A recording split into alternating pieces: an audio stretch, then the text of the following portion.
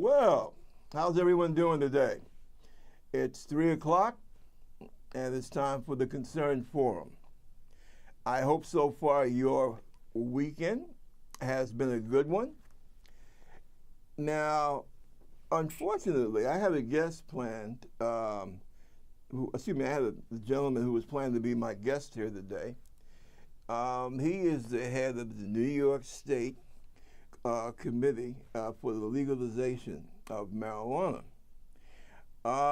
Unfortunately, at the last minute, he finds out that he has a conflict in his scheduling. And he had promised to be down at Borough Hall in Brooklyn. And I believe that's because it's very near Hillary Clinton's campaign office. So he wants to be, he has to be there. Of course, his, fellow committee people want him to be there. And as I said, it was a conflict in scheduling. I told him I was disappointed, but I'm going to have him on probably the week after next, somewhere within that, around that time frame. Well, what's been going on? Well, unfortunately, not too many good things have been going on, unfortunately. I think that we should all, no matter what faith or what belief system that we have, we should all take time out and give our hearts, give our prayers for the victims of that horrendous, terrible slaughter that took place in Orlando, Florida, at the disco club, gathering place, however you wish to phrase it,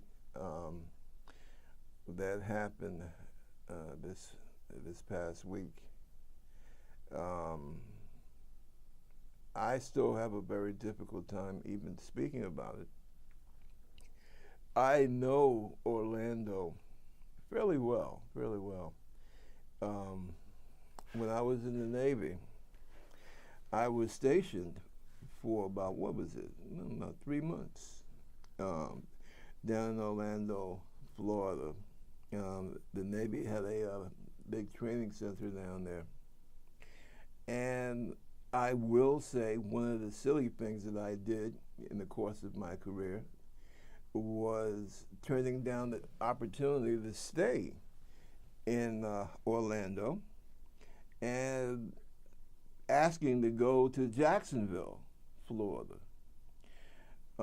which was very foolish on my part. If I had stayed in Orlando, I'd probably be a captain or an admiral by now, quite frankly. It's a very strange thing about Florida. It really, especially when you're a kid out of New York, Florida is unique in that the further south that you go in Florida, the more, how should I say, the more diversity is appreciated, I would say. The further north you go in Florida, the more you're reminded of Birmingham, Alabama, or Meridian, Mississippi, circa 1963, quite frankly. I always tell folks that, to me, when you're heading south in Florida, actually from a little bit above Orlando, going down, heading south, it's kind of like the Bronx with palm trees. And when you go in the opposite direction, when you're going that area, little area above Orlando, heading north, the way I phrase it, you're going into lynch mob territory. I think that's because of the huge onslaught of people from Puerto Rico, uh, Cuba, Santo Domingo, New York, what have you. They more or less dominate uh, from Central and Southern Florida, and for some odd reason, Northern Florida has been the purview of Georgia, Mississippi, Alabama. The Navy recognizes that because that's what a lot of those boys from the Deep South, that's what they do. Because you have sea tourists. And guys from that part of the woods, that neck of the woods, the Southeast, a lot of them try to get reassigned to North Florida because, they're close to home. Just like, say, guys from New York would like to try and get stationed in, the Northern Virginia area or Connecticut, anything that's close, closer by. And that's one of the real shocking things about this terrible incident. Orlando is a pretty cool place. Even when I was back then, I'm not familiar with the club. Hell, I doubt the club was even built when I was there, because we're talking about 88, excuse me, 89. But still, you generally have a pretty decent crop of people in that part of Florida, and so for something like that to happen, I feel so badly for the friends, for the relatives, for the parents. Your child's going out partying, and the next thing you find out is that he or she has been caught in a burst of semi-automatic weapons fire. It's just, and we're really, I find shameful, is the fact that we as Americans, we're stuck in the position where we're almost like helpless, or so the Republican Party wants us to. Apparently, that's how they want us to feel. Because I'm a believer in the Second Amendment.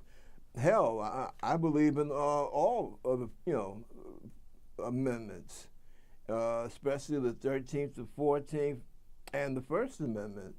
And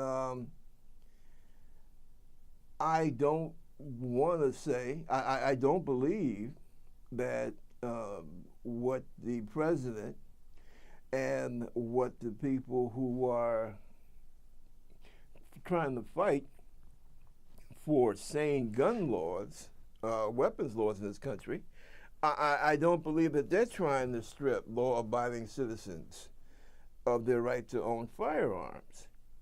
What bothers me is when you tell people, well, yeah, we want to register. Why the hell you register your car, right?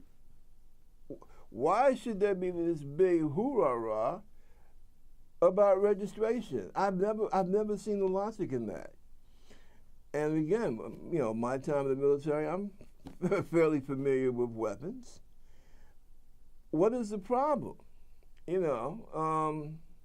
What are they saying? The people who are fighting so hard against sensible registration, what is it that they're really trying to say? It's like you could do a cartoon.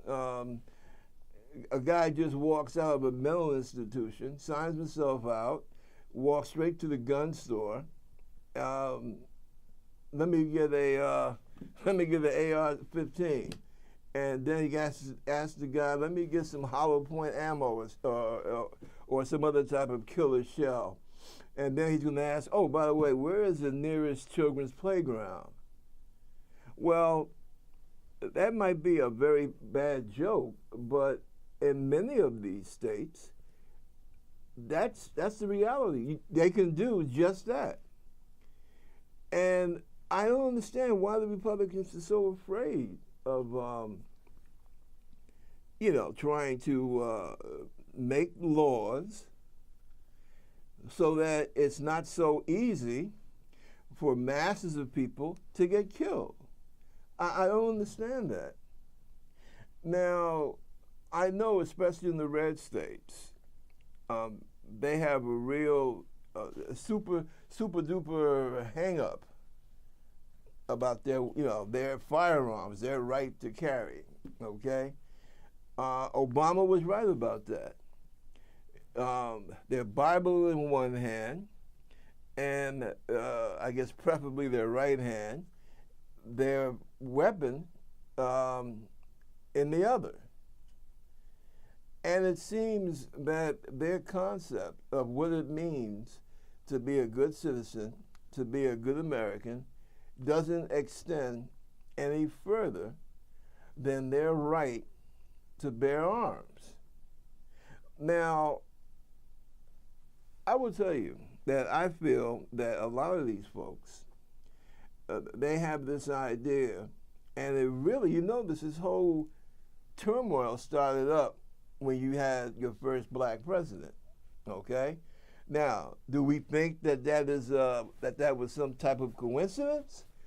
Well, I'll let you think about that one. But that's when all this brouhaha started. The idea that, but we have a black president, so he's going to go running through the red states, taking away the guns from white people, in particular white men. I mean, that's what it is. Come on, let's be real here. Look,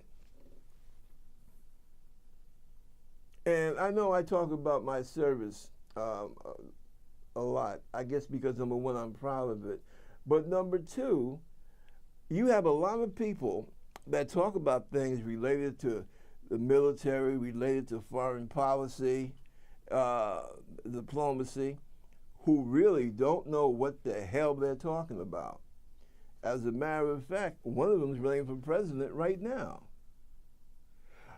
But on the subject of the guns, or the weapons, as I prefer to say, look, if your government is out to get you that badly, okay, number one, you and people like you've done something wrong. And I'll tell you exactly what I mean by that. When I say you've done something wrong, what I mean is that you and your fellow citizens have let things slide to such a point that the government feels they can just come and snatch you off the street, no questions asked. Now, I know a lot of people fear the patriot, you have to excuse me, some words I have a hard time pronouncing. But those series of laws that were passed after 9/11, dealing with patriotism. Well, guess what? Most of those laws, for the most part, were wrong. You elect the people that voted on those laws. So to me, that seems to be more of a problem of you getting up off your butt and paying attention to what your congressional representatives are doing or not doing. That's the first thing. Second of all, if the government, felt that you were such a national threat, I've served in the Army and the Navy, and I'm going to tell you something. You having an AR-15 is not going to stand up against the arsenal of the greatest military power in the history of the planet. It just ain't going to happen, okay? Now, if you're talking about protecting yourself in your neighborhood, in your community, okay, I can dig that, all right? I'm born and raised in New York, but I have lived in other parts of this country. That's one of the good things the military has done for me. It basically showed me how my fellow citizens live in other parts of the country. Every place ain't like New York. Every place ain't like LA or Frisco. Okay? And in some places, yeah, you would feel more comfortable having some kind of firearm protection in your home. Some places people like to hunt, okay? And we come to the old joke. I mean, you don't need to have a machine gun to take out Bambi. I'm sorry. It's just, you just don't need that. And if you feel, as a citizen, that you need such heavy artillery to guarantee your safety and or the safety of your family, then your problem is not people messing with the Second Amendment. Be quite frank about it. You got a whole host of problems that you need to get dealt with. Okay? So this whole thing about I must have, 15 AR M16s laying around the house to feel secure. If you're living that type of lifestyle, or B, the law-abiding people in your community are living in such danger, well, then, as I said, you've got a whole host of problems. And the Second Amendment is the least of your damn problems. I also find it very strange that this guy Trump, Donald Trump, my fellow New Yorker, ha ha, laugh, laugh, who's running for president, big laugh. This guy comes out and says, hey, I told you it would happen. All right, so now I guess, what is he, Nostradamus? What's happened to this country in the last 18 months can only be termed as bizarre as hell, quite frankly. And I go back to those people in Orlando, and I know that with the friends and relatives of those people who were taken away from us, not only is there a great sense of sadness, but I'm sure that this whole thing, it must seem so surreal to them, like a very bad dream. And I tell you, quite frankly, I think that this is, and I don't mean to sound like I'm just trying to crucify one party. I think that all of us, everyone that deals in politics, I think it's a serious time for introspection. Unfortunately, I think the ones that need to be the most introspective are the Republicans and the GOP. Now, we have their candidate for president literally trying to talk his way into the White House, yell his way into the White House on the bodies of 49 innocent people, saying, oh, well, Obama and the government should have listened to me. It's all their fault. No, Donald, you're very incorrect about that. And I would have never dreamt in my wildest imagination, even in my wildest days of partying, that the contender representing one of the two major parties in this country would call the present resident of the White House, literally a traitor. I hope that people haven't, I hope no one's missed that, okay? Donald Trump, the candidate for president representing the Republican Party, told the world that our president, Barack Obama, is somehow in league with ISIS. And then right behind him, you have a United States Senator, a long-serving United States Senator from Arizona,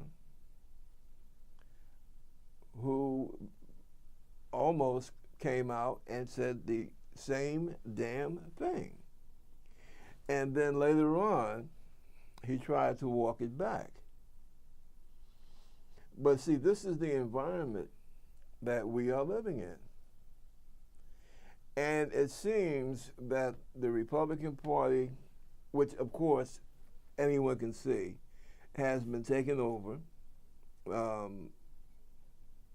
and I will say it, by a segment of Aryan nationalists, white nationalists. They have gone mad since this country chose to elect a black person to be chief executive of the United States, i.e., the President of the United States. They have lost their goddamn mind, pardon my French. But that is exactly what seems to have happened. Senator Graham from South Carolina, of all places, a state not known in history for having warm feelings towards the federal government. Yet Senator Graham of South Carolina said publicly, what did he say? To the effect, my party has lost their damn mind. I think he said batshit crazy, or words to that effect. And, you know, I find what's happening just so incredible. And it's all tied up with those poor people that were killed in Orlando. It's tied up with every incident of mass violence and that we've had in this country in the last, 36 months, what have you. And the only thing that we get out of the Republican Party is no change in the weapons law. We don't need gun control, or excuse me, weapon control. I hate to say that word, gun. You don't find military people saying that word too often. Because when we talk about gun, we talk about big artillery like a cannon, or what you might call a cannon. So I'm going to try and avoid using that term. But they prefer, on the right side of the fence, they prefer to be guided by the National Rifle Association. And this is just, it's madness. It truly is. And another problem that we have is that the Republican Party is basically at war with itself. That's why you have Donald Trump winning the primary. And you have the elite, the managers, the owners, however you ever want to phrase it, of your conventional Republican Party on a totally opposite course from their party's base. And as we can see, that leads for a great deal of instability. It's funny. even, what's that gentleman's name, that young gentleman, the Speaker of the House, but even he made the observation that Trump is a racist.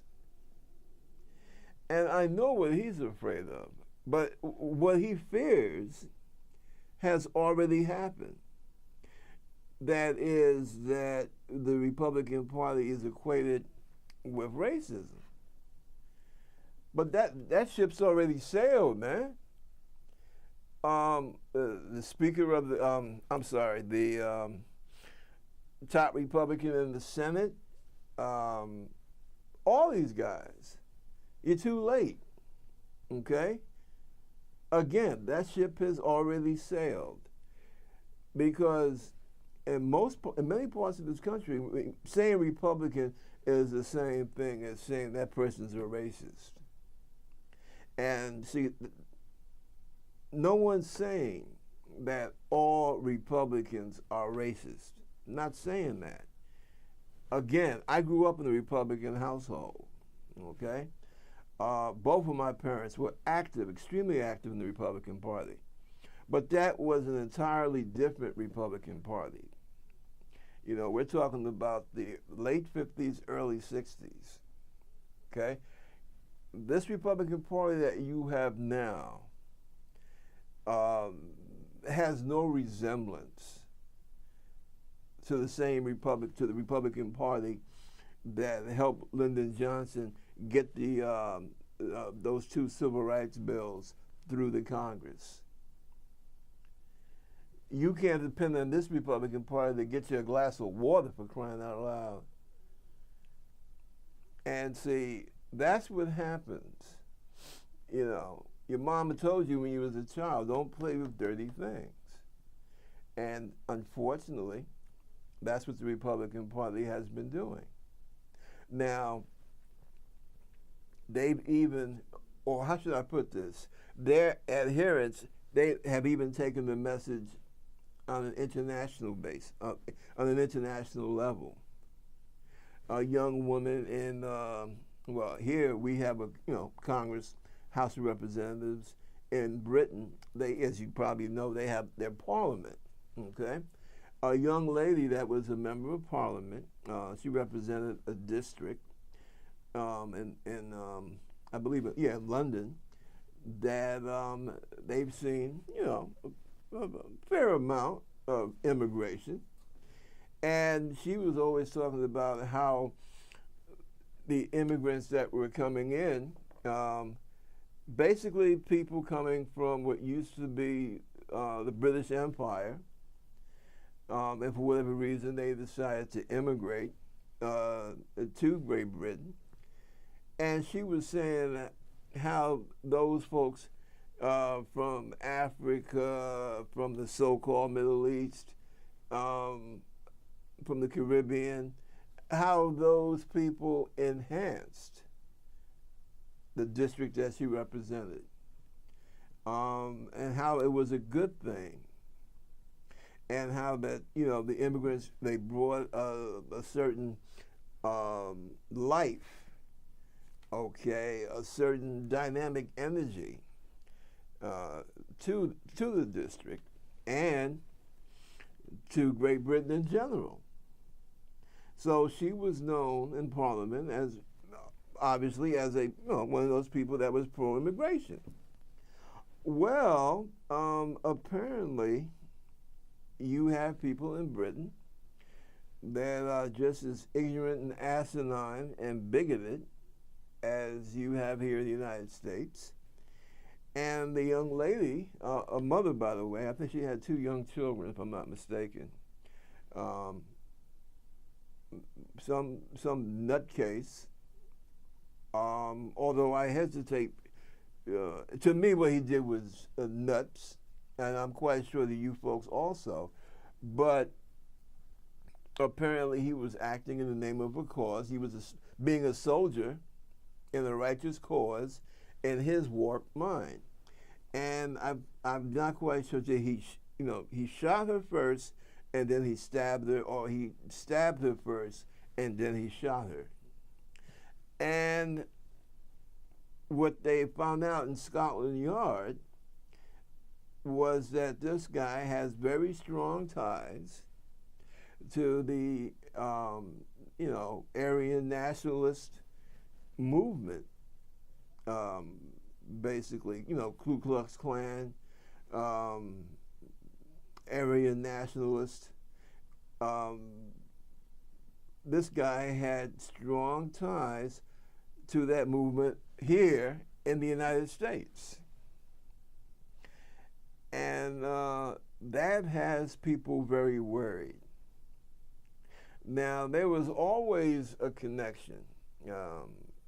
I saw it when I was a kid, the first time I was in Europe, back in, 71, 72. And we had to beware of Aryan nationalists back then. Some of these guys were left over from Hitler's Third Reich, as a matter of fact. And then what's happened through the 70s going into the 80s, there developed an active communication between your European racists, or I should say European nationalists, and your American nationalists. Now, remember, the thing is that these people, when you say nationalist, right, they are not talking about America per se. They're talking about their concept of what America is about and what American nationalism is about. They're talking about an America that I don't know where these clowns went to school at, but they're talking about an America where basically the only pages in the history book are pages talking about European people, white people, and that people of color, we were like, I don't know, some kind of maybe ornaments or something of that nature. In other words, Native American, or as you would say, indigenous people, they were like so many insects or something that had to be cleared out of the way. Black people were basically brought over here to help, but they overstayed their welcome. Same thing with Asians. There's also a very strong anti-Semitic flavor to their beliefs, accusing Jews of basically betraying European civilization, all that crap. And what they've been doing, especially for the last 30 years, they have been transmitting their vile disease, like a venereal disease, back and forth. Okay? So now there is an active, an active relationship between Aryan nationalists in, say, Germany or Denmark, and Aryan nationalists here in the United States. Now, you do know that many of Donald Trump's supporters are Aryan nationalists. As a matter of fact, everything that I read constantly, that Aryan nationalists and those who, at every rally they want to bring their Confederate flag, these people are solidly behind Donald Trump. And I think at this point we need to start being concerned. Not afraid, okay? We should never be afraid of the bullies. But we should be concerned. Because they are not looked upon, how should I say, people are more prone to look at dark-skinned people. That's their concept of Muslim terrorists. They don't know, or they don't see. That's one of the bad things about American, our history of teaching our people here in America, because people don't understand that you have millions of white Muslim people. So the idea that, yeah, just find the brown-skinned guy, especially if he's wearing a scarf or something of that nature, and that's where you find the bombs or the guy with the automatic weapon. No, that's not intelligent thinking. That's not correct thinking, because you have Muslims with blonde hair and blue eyes. Okay, you know, places like Eastern Europe comes to mind, especially. I'm talking about people that are born and raised in Islamic culture. But see, we have such a preoccupation with race that we totally miss that. And see, people like Donald Trump, they make the job of keeping America safe, they make it incredibly much tougher than it needs to be. Now, I find it very, I find it a need of great concern when you have a presidential candidate of one of the two major parties that is openly endorsed by white nationalists. You know, I'm sorry. You know, call me picky, okay? But yeah, that's, to me, that presents quite a few problems. And the one thing that I would like to do on this show is talk to working class, especially working class white guys. Because one of the big problems that we've had in this country is that we've always been put against each other. So let me say this. People of color, we are not your enemy. We are your fellow citizens. I have served in the military. I have lived amongst you. I have worked with you.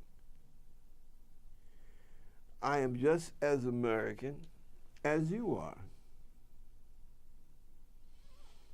And for whatever it's worth, I know on my mom's side, family can go back to way before George Washington, down there in Virginia.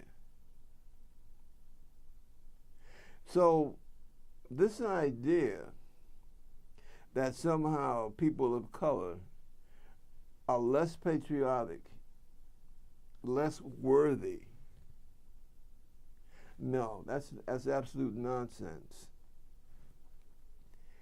The problem with Mr. Trump, and I will hark on him quite a bit, because it needs to be done. The way that we have been trained or taught by certain parties to think, that's something that needs to be dealt with. You know who was for gun control? Serious gun control? Ronald Reagan. You know why? Because when he was governor of California, he was, the idea of black men walking down the street openly displaying their firearms, that literally scared the hell out of him. And so he did everything that he could to make weapons laws much more stricter than they were before he had become governor of California. So now it would look to be that, oh, well, if people of color have weapons in large numbers, then that's a problem. But it's okay for white males to have weapons in large numbers. Well, the truth of the matter, as far as I'm concerned, I don't think it's necessary for anyone, irregardless of color, to have an arsenal in their home. Here in modern day, 21st century America, all that's not necessary. And this business about, oh, well, Obama's going to try to take over the government and destroy the Constitution. You know, you're being told that by people that just want to make money off of you. You know, the Fox network crowd, those people that advertise all that survivalist stuff, you know. I mean, yeah, it's good to be prepared in case of emergency. Now, we are dealing with climate change. I don't care if you say, well, it's man-made or it's caused by nature. Makes no difference, okay? Our climate is changing. We can see it, okay? We're living through it. So, yeah, the idea about being prepared, not a bad idea, especially for people that live out in rural areas, okay? And see, those are the only people that I can really see having real skin in the game when we talk about weapons.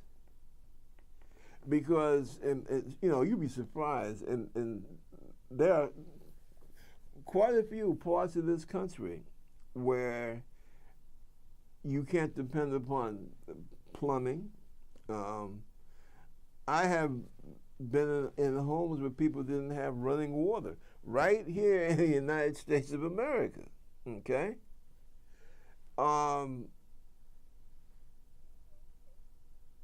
No law enforcement. Well, put it this way. Law enforcement is like a long phone call away, okay? You go out, even in parts of Virginia, you go out in certain parts of Western Virginia. I'm not talking about the state of West Virginia. I'm talking about the state of Virginia, okay? Which, incidentally, during the Civil War, that's what happened. The folks in the counties of West Virginia, most of them decided they didn't want to be with the Confederacy. And so, I forgot how many counties, about maybe 5 or 6 counties got together, and they made themselves into a separate state, the state of West Virginia, and they stuck with Lincoln and the Union. And that's how you have, by the way, that's how you have the state of West Virginia. But what I'm saying is, even in the western part of the state of Virginia, it's pretty damn rural, you know. What's the word I'm looking for? Sewage, okay. That's a huge problem. My late wife's mom, right? They living down there in Chesapeake. They're constantly getting flooded, and it's gotten worse since we really start to feel this whole climate change thing. That most of the people in that part of Chesapeake, they don't have basements because of the overflowing of the water coming over its banks and everything. But yeah, you got parts of this country that are extremely rural, and And my God, as we're talking about tragedies, let's not forget that poor family visiting Disney World, and their little one was snatched away by a crocodile. And I don't get. That's one thing I don't get about folks in Florida. When I was stationed in Jacksonville, where we lived at, there was like a lane, and it was like a bridge. The lane turned into a little bridge, and at night you could hear the crocodiles, alligators. You could hear them, making their noises, doing their thing. Because generally that's when they come out. They come out at night,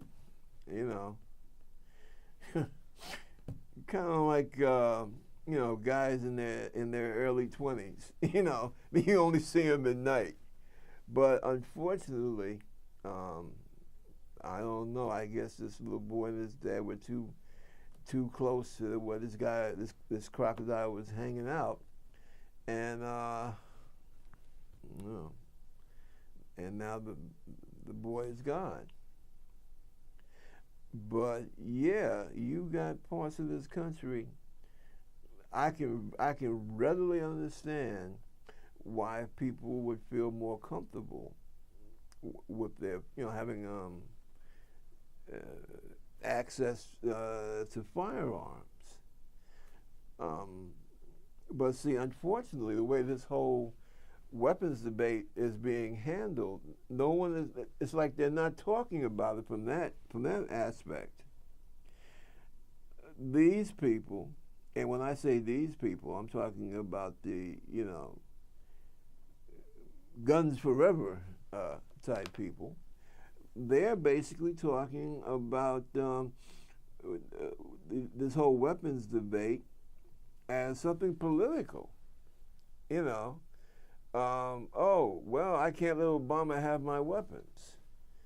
Or he'll, come to think of it, they never, I want one of these people to tell us, okay, the government's going to come, they're going to take your weapons, and then they're going to, they never finish with the government's ultimate aim in their mind. I mean, what are you, the government's going to enslave you and ship you to Mars? I don't get it, But see, that's the problem. If if they would present arguments like, yeah, well, people in rural areas, they need their firearms because it could be a question of safety of them and their family. And then let it go with that, fine. I can understand why somebody in West Central Florida would want to have firearms. I can understand that. But it's like, I don't know, what is it? They feel that people who think like them should stockpile weapons? And if the government is going to do anything, that's going to stop the government? I mean, we have gotten so in our country, we have gotten so insane in our thinking that it's just unbelievable. We were supposed to lead the world by our example of how we lived our lives here in America. It wasn't supposed to be about, oh, okay, well, we're going to lead the world because we have the biggest bayonets and people have to do what we say. Wasn't supposed to be about that. I think Lincoln made reference to that. That if America is supposed to be some kind of chosen place, some kind of special place, then it's supposed to be because we set an example of what a democracy, what free people exercising their rights to life, liberty, and the pursuit of happiness can do. That's what America is supposed to be about. Consequently, that's why, and again, talking about weapons, the use of force, etc., thinking along those same lines, that's why I am very critical of President Obama and the whole Iraq, Afghanistan issue. We shouldn't be there. Okay, that's the bottom line. And yes, I disagree strenuously with what Hillary did in Libya. I don't think that was a good move on the part of the United States. Now, we are running against the Republican Party, under whose watch, by the way, we wound up getting involved, going into war in that part of the world in the first place. So looking at these issues now, do we think that, well, since Hillary made that mistake with Libya, and she has supported the president in his Iraqi-Afghanistan policy, well, that means that Donald Trump would be better. No, I do not agree with that type of thinking. I believe, like another person once said, that hopefully when I wake up tomorrow, I'll be a little bit smarter than I was today. And that is my hope for Hillary and for this president, the present occupant of the White House that we have now. But no, that's exactly why I don't believe that we should have we should change horses and put Donald Trump and his crew in the driver's seat. I think that would be madness. There's no way that I would see Trump being a better president than Hillary or President Obama, for that matter. I mean, that's just plain insanity. That's not even a contest. See, just because, and this is something that some folks don't seem to understand. I can disagree with someone on policy, okay? But when you bring a third person into the room, and this person has no idea what the hell me and person number two are discussing, you're telling me that I should pick person number three, who I already know as a narcissistic, bigoted clown. So I should suddenly, well, number two, because I disagree with you on these issues here, I'm going to turn to this guy that should be committed. You know, I mean, that's, to me, that's what that argument boils down to. It's not even really, it's not even a sensible argument. For my friends that feel, well, I'm angry with Hillary because I didn't like her stand on, because she voted for Bush's war in Iraq, or because she went along with certain European elites and got us involved in the ousting of Gaddafi in Libya. So therefore, this guy here, Donald, comes into the room, and we know that this guy has never studied a damn thing about foreign policy. We know that by the way by what he has said out of his own mouth. He's not somebody that you can agree or disagree with, because he's so whacked out, it doesn't make a difference. Of course, Hillary should get the support. I mean, to me, that's not even a question.